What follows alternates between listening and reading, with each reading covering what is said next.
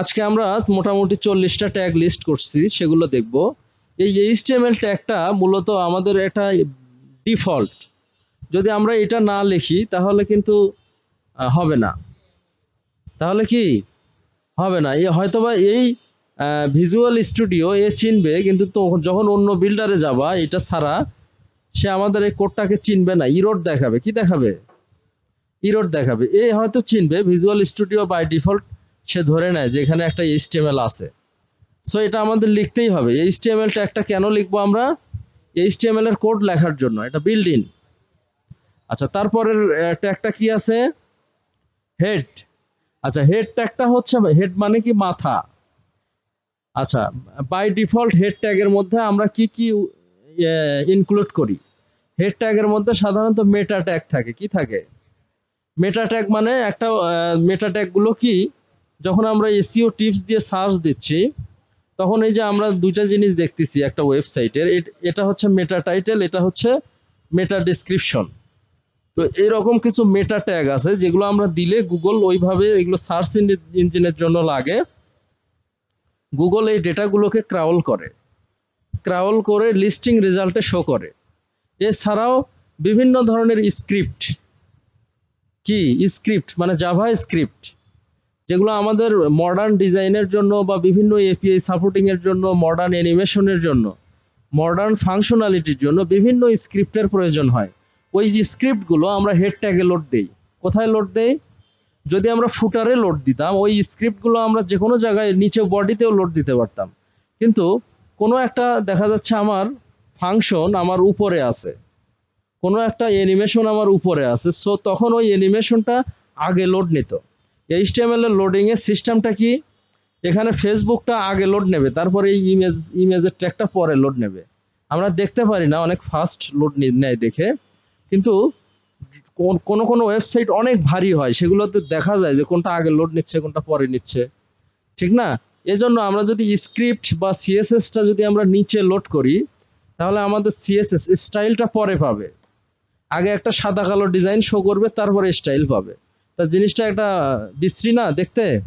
এই জন্য স্টাইল বা জাভা স্ক্রিপ্ট, হ্যাঁ, যাবতীয় ট্যাগগুলো, বিভিন্ন স্ক্রিপ্ট ট্যাগ আছে, এই ট্যাগগুলো আমরা হেড ট্যাগের মধ্যে দিয়ে দেই। কেন? যে এটা সবার আগে লোড নেয়। এইচটিএমএল লোড হওয়া মাত্রই আগে হেড ট্যাগটা লোড নেবে। কোন ট্যাগ লোড নেবে? Head tag. হেড ট্যাগের মধ্যে টাইটেলটা থাকে। কি থাকে? এই টাইটেলটা আগে লোড নেওয়া উচিত না? দেখো তো, এই যে এই টাইটেলটা, এটা যদি পরে লোড নেয় দেখতে খারাপ লাগবে না? আচ্ছা, সো টাইটেল বা বিভিন্ন মেটা ট্যাগ বা বিভিন্ন ধরনের স্ক্রিপ্ট, এই জিনিসগুলো আমরা হেড ট্যাগের মধ্যে দেই। হ্যাঁ, হেডের ভিতরেও দেওয়া যায়, সমস্যা নেই। স্ক্রিপ্ট হেডের মধ্যেও দেওয়া যায়। কে বলছে? স্ক্রিপ্ট ট্যাগ হেডের মধ্যেও দেওয়া যায়, ঠিক আছে? কেউ কেউ হেডের মধ্যে দেয়। আচ্ছা, তাহলে আমরা যদি এখানে লিখি যে what tags are written in head tag, তাহলে কিন্তু আমরা দেখতে পারবো যে হেড ট্যাগের মধ্যে কি কি ট্যাগগুলো সাপোর্ট করে। হেড ট্যাগের মধ্যে টাইটেল ট্যাগ সাপোর্ট করে, মেটা কার্সেট UTF-8 এটা সাপোর্ট করে। তারপরে হচ্ছে মেটা ভিউপোর্ট, এই ভিউপোর্টটা হচ্ছে আমাদের এটা রেসপন্সিভের জন্য। বিভিন্ন ডিভাইস আছে না, এক এক ডিভাইসের এক এক ভিউ, তাই না? দেখো, ডিভাইস কোনোটা এরকম, কোনোটা একটু বড়, এটা হচ্ছে আবার ট্যাব, হ্যাঁ, আবার এটা দেখা যাচ্ছে যে ছোট ল্যাপটপ স্ক্রিন, আবার এটা দেখা যাচ্ছে বড় স্ক্রিন। তাহলে এক এক ডিভাইসে এক এক ধরনের ভিউ কিন্তু শো করে। এটা আমাদের যদি আমরা ভিউ পোর্ট এই অ্যাট্রিবিউটের প্যারামিটারটা যদি ইউজ না করি, তাহলে আমরা মোবাইল রেসপন্সিভ করতে আমাদের সমস্যা হবে। গত ক্লাসে আমরা দেখছি অ্যাট্রিবিউট কি আর প্যারামিটার কি, এগুলো ভালো করে দেখবা, হ্যাঁ? আচ্ছা, তাহলে মোটামুটি আমি যেগুলো বললাম যে এই ট্যাগগুলো ইউজ হয়, মেটা ট্যাগ ইউজ হয়, টাইটেল ট্যাগ ইউজ হয়, স্টাইল, যেমন লিঙ্ক ট্যাগ, লিঙ্ক ট্যাগ দিয়ে সিএসএস লিঙ্ক করা হয়। লিঙ্ক ট্যাগ দিয়ে কি করা হয়? সিএসএস লিঙ্ক করা হয়, হ্যাঁ। যেমন এখানে আমি একটা সিএসএস ফাইল যদি নেই, কোথায় আমি কি ফোল্ডার করছি? এইচটিএমএলটা আমি ফোল্ডার করি নাই না। আচ্ছা, এটা আমি কাট করলাম, করে আমি ব্যাস 11 নামের একটা ফোল্ডার করলাম। এখানে এক্সটার্নাল সিএসএস, এখানে স্টাইল ডট সিএসএস যদি আমরা নেই, এটাকে বলা হচ্ছে এক্সটার্নাল সিএসএস। অর্থাৎ আমরা আলাদা একটা ফাইলে যদি সিএসএস ইউজ করি, ওইটাকে কি বলা হচ্ছে? External CSS. তাহলে এইখানে যে আমরা সিএসএস ফাইলটা লিখলাম, অ্যাড করলাম, এটা আবার এইচটিএমএল এর সঙ্গে কানেকশন দিতে হয় ওর। আমি এমনি এক জায়গায় স্টাইল ডট সিএসএস লিখলাম আর ওইটা অ্যাপ্লাই হয়ে গেল, অতি সহজ? ওইটা এইচটিএমএল এর সঙ্গে লিঙ্ক করে দিতে হয়। কি করতে হয়?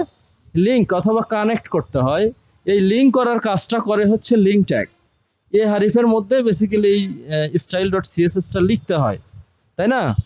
এখন আমি যদি চাই যে আমি একটা কালার চেঞ্জ করব, কোনটার? এ ট্যাগের কালার চেঞ্জ করব, তাহলে আমি সিম্পলি এটা ওপেন করব, করে এখানে যদি কোনো সিএসএস লিখি, আমি সিএসএস যেমন এ ট্যাগের যদি আমি কালার লিখি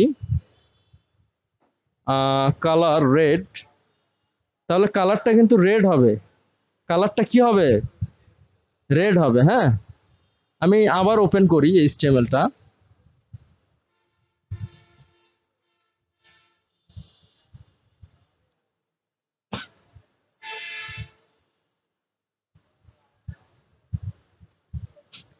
দেখো কালারটা কি হয়েছে? রেড হয়েছে। কিন্তু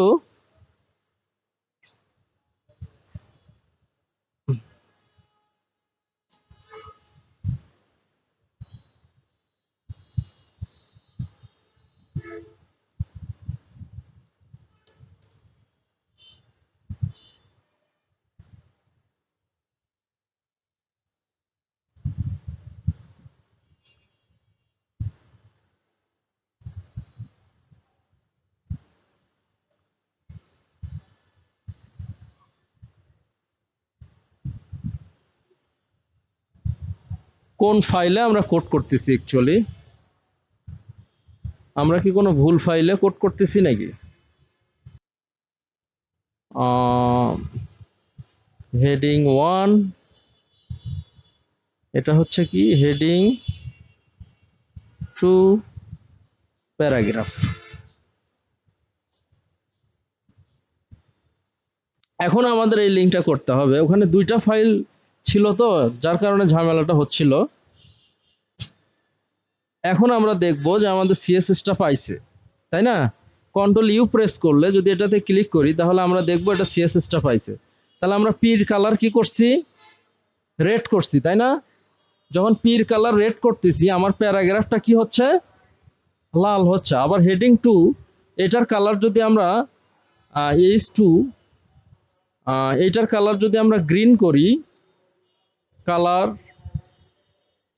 গ্রিন, তাহলে ওইটার কালার আমাদের কি হবে? গ্রিন হবে, তাই না? আচ্ছা, এটা বলার উদ্দেশ্য হচ্ছে আমরা যে লিঙ্ক ট্যাগটা ইউজ করলাম, এই লিঙ্ক ট্যাগটা দিয়ে আমরা সিএসএসটা লিঙ্ক করছি। কোন সিএসএস লিঙ্ক করছি? এইটা লিঙ্ক করছি, স্টাইল ডট সিএসএস। ঠিক আছে? এই আচ্ছা, তারপরে আমাদের আরো কি ট্যাগ আছে? বডি ট্যাগ আছে, তাই না? আচ্ছা, টাইটেল ট্যাগের কাজ কি?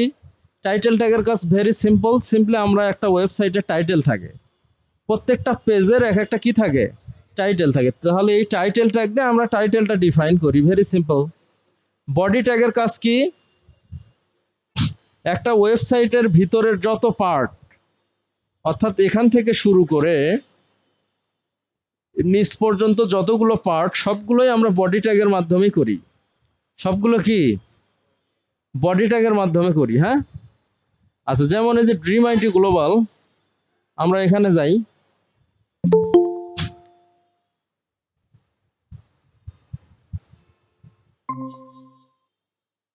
একটা ওয়েবসাইটের তাহলে শুরু হয়েছে কই থেকে? যে এখান থেকে না? এখান থেকে শুরু হয়েছে না? এই শুরু থেকে শেষ পর্যন্ত যত কিছু লিখবো সব আমরা বডির মধ্যে লিখবো। কার মধ্যে লিখবো? বডির মধ্যে। এটা একটা বিল্ট ইন ট্যাগ, এটা একটা স্ট্রাকচার। এটা একটা কি স্ট্রাকচার, যে সবকিছু আমাদের বডির মধ্যে লিখতে হবে। আচ্ছা, তারপরে কি? মোটামুটি এই বেসিক স্ট্রাকচার আমাদের গেল। এই যে কয়টা ট্যাগ, এগুলো হচ্ছে বেসিক স্ট্রাকচার, ডিফল্ট ট্যাগ এগুলো। হ্যাঁ, এগুলোর মাধ্যমে স্ট্রাকচারটা করা হয়। তারপরে আমরা আরো একটা ক্যাটাগরি দেখব, সেটা হলো H1 থেকে H6। এই ট্যাগগুলো আমরা দেখব। তাহলে যদি H1 লিখি, দিস ইজ হেডিং 1, তাহলে আমার একটা টেক্সট শো করবে, কিন্তু টেক্সটটা হবে বড়। টেক্সটটা কি হবে? বড়। আবার যদি আমি এখানে H3 লিখি, দিস ইজ হেডিং 3, তাহলে এই টেক্সটটা হবে একটু ছোট, আবার চিকন কম হবে, স্পেসিং কম থাকবে। তাহলে এই আমাদের একটা ওয়েবসাইটের বিভিন্ন ধরনের টেক্সট কন্টেন্ট যখন সাজাবো, তাহলে কিন্তু অনেক ধরনের ছোট বড় টেক্সট থাকে, তাই না? কোথাও হেডিং থাকে রচনার মতো, কোথাও সেই হেডিং এর ডিসক্রিপশন থাকে, কোথাও সাব হেডিং থাকে। সবগুলো লেখার সাইজ কি এক হয়? ঠিক আছে, তাহলে এই সনটাকে সব থেকে বড় যে লেখাটা হবে, বা আমাদের ওয়েবসাইটের যেটা টাইটেল হবে বড় করে, সেটা হবে H1। তারপরে দেখা যাচ্ছে H2, সেটার আবার প্যারাগ্রাফ থাকবে, H3 থাকবে, সেটার আবার প্যারাগ্রাফ থাকবে। অ্যাজ আমি আমার ওয়েবসাইটে যাই, গিয়ে দেখতে পারবো। তাহলে এগুলো আমাদের, এই যে দেখো, এই লেখাটা বড়, এটা বড়, এটা ছোট, এটা বড়, এটা ছোট, হ্যাঁ, এগুলো বড়, এগুলো ছোট। তাহলে এই বড়গুলো হচ্ছে হেডিং ট্যাগ, বড়গুলো কি হেডিং, ঠিক না? আবার দেখো, এই যে এটা বড়, এটা বড়, এগুলো ছোট, ছোটগুলো হচ্ছে প্যারাগ্রাফ। তাহলে একটা ওয়েবসাইট, আবার যদি আমরা এসইও টিপস লিখি, অন্য আর একটা ওয়েবসাইটে যাই,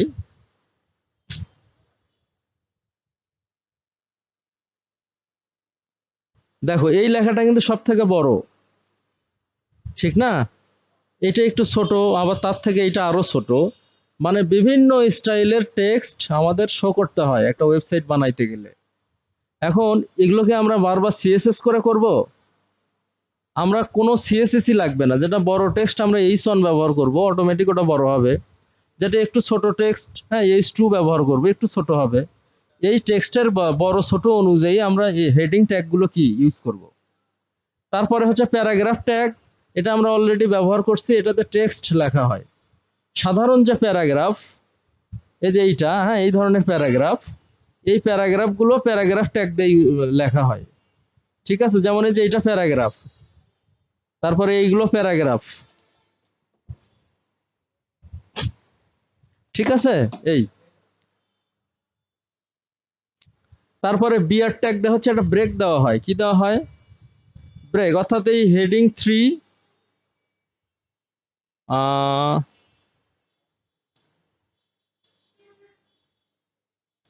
এখানে একটা ব্রেক দেব আমরা। কি দিব? তাহলে এই হেডিং 3টা এক লাইনে শো করবে, ওই লার্নটা কি আর এক লাইনে শো করবে। এই বিয়ারটা কিন্তু খুব ব্যবহার হয়। তাহলে 2 লাইন হয়ে গেল। কয় লাইন হয়ে গেল? 2 লাইন হয়ে গেল। আচ্ছা, তারপরের ট্যাগটা কি? রায়হান, অফিসে আসো। এই স্যার, এটা একটা ডিভাইডার, এটা একটা কি হরিজন্টাল একটা রুল ডিভাইডার, হ্যাঁ। আচ্ছা, এটা আমরা ইউজ করি। এই বর্ডারগুলো কিন্তু আমাদের ওয়েবসাইট ডিজাইন করতে গেলে অনেক ক্ষেত্রে ইউজ করা লাগে, ঠিক আছে। এই তাহলে যেখানে আমরা সিম্পলি ওই ট্যাগটা দিব, ঠিক আছে, যেমন হচ্ছে যে 3 পরে দিছি, ওই 3 পরে বর্ডারটা শো করবে, ঠিক আছে। আবার আমরা যদি এইখানে একটা ব্যবহার করি, এই স্যার, তাহলে এইখানে আরো একটা বর্ডার শো করবে, 2টা শো করবে। আচ্ছা, তারপরে স্ট্রং ট্যাগ, এটাতে টেক্সট লেখা হয়, কিন্তু ওই টেক্সটটা একটু মোটা হয়। কি হয়? একটু মোটা হয়। ইএম টেক্সট, এটা দিয়ে হচ্ছে টেক্সটটা ইটালিক হয়। কি হয়? ইটালিক হয়। যেমন আমি যদি ইএম লিখি, এটার মধ্যে দিস ইজ ইটালিক, তাহলে ওই টেক্সটটা একটু বাঁকা হবে। কি হবে? ইটালিক স্টাইলে একটু বাঁকা হবে। ক্লিয়ার? এই ধরনের টেক্সট কিন্তু দেয়া হয় বিভিন্ন ধরনের রিভিউ, বা বিভিন্ন ধরনের দেখা যাচ্ছে মানুষের কোট, কোট মানে কি? উদ্ধৃতি, উদ্ধৃতিগুলো এই ট্যাগ দিয়ে করা হয়। সো এটা আমাদের জানা লাগবে। বি ট্যাগ দিলে টেক্সট লেখা হয় বি দিয়ে, কিন্তু টেক্সটটা একটু মোটা হয়। টেক্সটটা কি হয়? মোটা হয়। আই দিয়ে ওই রকম বাঁকা টেক্সট লেখা যাবে। ইউ ট্যাগ দিয়ে হচ্ছে যখন আমরা লিখবো নিচে একটা আন্ডারলাইন শো করবে। কি শো করবে? একটা আন্ডারলাইন। যেমন আমি যদি ইউ ট্যাগ দিয়ে একটা কন্টেন্ট লিখি, this is content for you, তাহলে এটার নিচে একটা আন্ডারলাইন শো করবে। এরকম একটা কি শো করবে? আন্ডারলাইন শো করবে। হ্যাঁ, আচ্ছা। তারপরে স্প্যান ট্যাগ হচ্ছে ওইটা দিয়ে টেক্সট শো করবে, কিন্তু আমরা পরপর যে স্প্যান ট্যাগগুলো দিব এগুলো সবগুলো টেক্সট একই লাইনে শো করবে। সবগুলো টেক্সট একই লাইনে শো করবে। যেমন এখানে আমরা যে ট্যাগগুলো নিছি সব আলাদা আলাদা লাইনে পড়ছে না? প্রত্যেকটার কিন্তু একটা লাইন আছে। এই লাইনটা নেওয়ার পর অটোমেটিক সে নিচের লাইনে নেমে আসছে। কিন্তু স্প্যান দিয়ে যদি আমরা কন্টেন্ট লিখি, যেমন এখানে যদি দুইটা স্প্যান নেই আর একটা স্প্যান নেই, তাহলে স্প্যান ওয়ান এটা হচ্ছে নিব কি স্প্যান টু, তাহলে এই লেখা দুটো কিভাবে শো করে দেখি? একই লাইনে শো করবে। এই লেখা কিন্তু নিচে নিচে আর নামলো না। যখন এই স্প্যানটাকে আমি প্যারাগ্রাফ করব তখন কি হবে? দুটো লাইন আলাদা হয়ে যাবে। এরকম কিন্তু আমাদের এক লাইনে টেক্সট লিখতে হয়, তখন দুটো আলাদা আলাদা হয়ে গেল। তাহলে বুঝতে পারছো কি, যখনই স্প্যান দিচ্ছি ওইটা লাইন এক হয়ে গেল, স্প্যান ছাড়া অন্যটা প্যারাগ্রাফ দিচ্ছি দুটো দুই লাইন হয়ে গেল, ডিসপ্লেটা ব্লক হয়ে গেল। প্রত্যেকটাই যদি আলাদা আলাদা লাইনে শো করে এটার নাম হচ্ছে ডিসপ্লে ব্লক। এটার নাম কি? আর যদি এক লাইনে শো করে ওইটার নাম হচ্ছে ইনলাইন ব্লক। ওইটার নাম কি? Display inline block. আচ্ছা, স্মল এটা দিয়ে হচ্ছে ছোট টেক্সট লেখা হয়। প্যারাগ্রাফের থেকেও ছোট টেক্সট আমার দরকার, তাহলে ওটা কি ট্যাগ দিয়ে লিখবো? স্মল দিয়ে লিখবো। আজকে এই পড়াগুলো তোমাদের